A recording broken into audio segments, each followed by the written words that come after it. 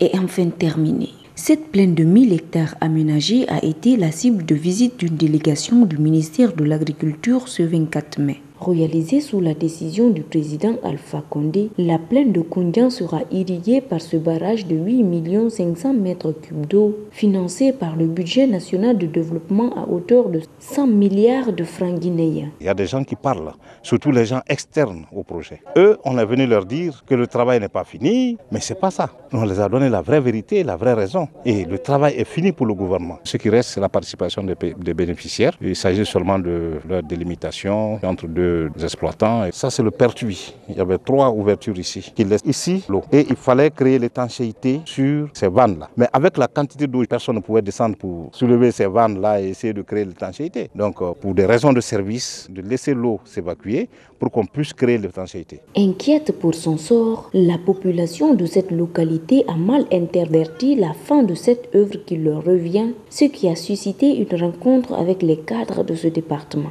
Entre madame et la population, parce que c'est un travail qui est premier chez nous. Nous, on ne comprend pas les choses. C'est pourquoi il n'y avait pas d'attente entre nous. Après l'explication, maintenant, on a compris avec les sages.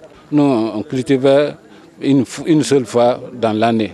Quand on dit aujourd'hui que après le barrage que nous allons cultiver 3 fois ou 2 fois par l'année, vraiment c'est beaucoup. On s'est maintenu d'accord avec Madame la ministre et on l'accompagne dans ses actions. Pour Jacqueline Sultan, réussir ce projet, c'est prouver encore une fois que ce secteur est le levier de croissance de développement du pays. La notabilité nous a dit l'État ne peut pas investir autant et que l'État n'ait pas un droit de regard sur cette plaine. Ça voulait tout dire. Et nous, on leur a répondu que l'État avait investi autant pour leur bien-être à eux. Ce qu'on leur demandait, c'est d'accepter l'accompagnement que nous souhaitions faire pour eux. Et nous sommes prêts à mettre tout le paquet technologique. Tous les services sont ici présents. L'APV, Amproca, la recherche, le génie rural, pour faire que cette plaine soit un modèle, une réussite d'investissement sur fonds de l'État. Et le reste de l'année, le maraîchage comme culture de contre-saison. Elle sera partagée entre les habitants et l'unité militaire de production qui sont en un lien étroit. Et sa remise officielle au gouvernement aura lieu dans quelques semaines.